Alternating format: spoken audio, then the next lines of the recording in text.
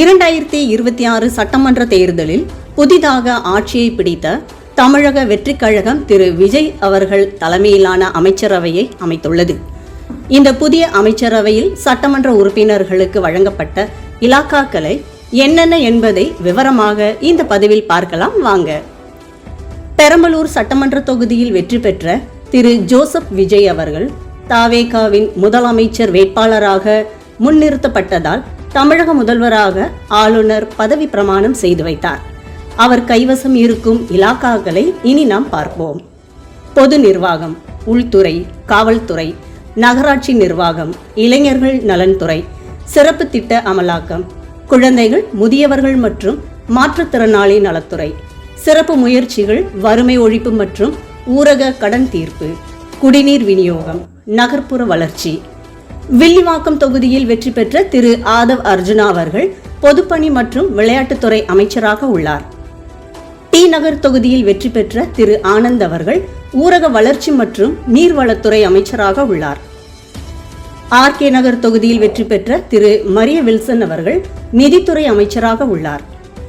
கோபிச்செட்டிப்பாளையம் தொகுதியில் வெற்றி பெற்ற திரு செங்கோட்டையன் அவர்கள் வருவாய்த்துறை மற்றும் பேரிடர் மேலாண்மை துறை அமைச்சராக உள்ளார். எழும்பூர் தொகுதியில் வெற்றி பெற்ற திரு ராஜ்மோகன் அவர்கள் பள்ளிக்கல்வி மற்றும் தமிழ் வளர்ச்சி செய்தித்துறை அமைச்சராக உள்ளார்.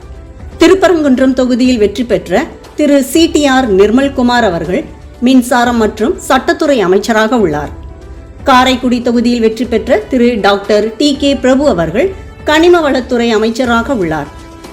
சிவகாசி தொகுதியில் வெற்றி பெற்ற திருமதி கீர்த்தனா அவர்கள் தொழில்துறை அமைச்சராக உள்ளார். திருச்செங்கோடு தொகுதியில் வெற்றி பெற்ற திரு அருண்ராஜ் அவர்கள் மக்கள் நல்வாழ்வுத்துறை அமைச்சராக உள்ளார். மயிலாப்பூர் தொகுதியில் வெற்றி பெற்ற திரு வெங்கட் ரமணன் அவர்கள் உணவு மற்றும் பொது விநியோக அமைச்சராக உள்ளார். ஸ்ரீரங்கம் தொகுதியில் வெற்றி பெற்ற திரு ரமேஷ் அவர்கள் இந்து சமய அறநிலையத்துறை அமைச்சராக உள்ளார்.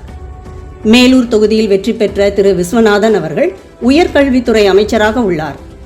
தூத்துக்குடி தொகுதியில் வெற்றி பெற்ற திரு ஸ்ரீநாத் அவர்கள் மீன்வளத்துறை அமைச்சராக உள்ளார். அவினாசி தொகுதியில் வெற்றி பெற்ற திருமதி கமலி அவர்கள் கால்நடைத்துறை அமைச்சராக உள்ளார். குமாரபாளையம் தொகுதியில் வெற்றி பெற்ற திருமதி விஜயலட்சுமி அவர்கள் பால்வளத்துறை அமைச்சராக உள்ளார். காஞ்சிபுரம் தொகுதியில் வெற்றி பெற்ற திரு ரஞ்சித் குமார் அவர்கள் வனத்துறை அமைச்சராக உள்ளார். கும்பகோணம் தொகுதியில் வெற்றி பெற்ற திரு வினோத் அவர்கள் வேளாண் நலத்துறை அமைச்சராக உள்ளார். திருவாடானை தொகுதியில் வெற்றி பெற்ற திரு ராஜீவ் அவர்கள் சுற்றுச்சூழல் நலத்துறை அமைச்சராக உள்ளார். ஒட்டப்பிடாரம் தொகுதியில் வெற்றி பெற்ற திரு மதன் ராஜா அவர்கள் சிறு குறு நடுத்தர தொழில்துறை அமைச்சராக உள்ளார். ராஜபாளையம் தொகுதியில் வெற்றி பெற்ற திருமதி ஜெகதீஸ்வரி அவர்கள் சமூக நலன் மற்றும் மகளிர் நலத்துறை அமைச்சராக உள்ளார். சேலம் தெற்கு தொகுதியில் வெற்றி பெற்ற திரு விஜய் தமிழன் பார்த்திபன் அவர்கள் போக்குவரத்து துறை அமைச்சராக உள்ளார். ராசிபுரம் தொகுதியில் வெற்றி பெற்ற திரு லோகேஷ் தமிழ்ச்செல்வன் அவர்கள் வணிக வரி மற்றும் பத்திரப்பதிவுத்துறை அமைச்சராக உள்ளார். கிள்ளியூர் தொகுதியில் வெற்றி பெற்ற திரு ராஜேஷ்குமார் அவர்கள் சுற்றுலாத்துறை அமைச்சராக உள்ளார். ஈரோடு கிழக்கு தொகுதியில் வெற்றி பெற்ற திரு விஜய் பாலாஜி அவர்கள் ஜவுளி மற்றும் கைத்தறித்துறை அமைச்சராக உள்ளார்.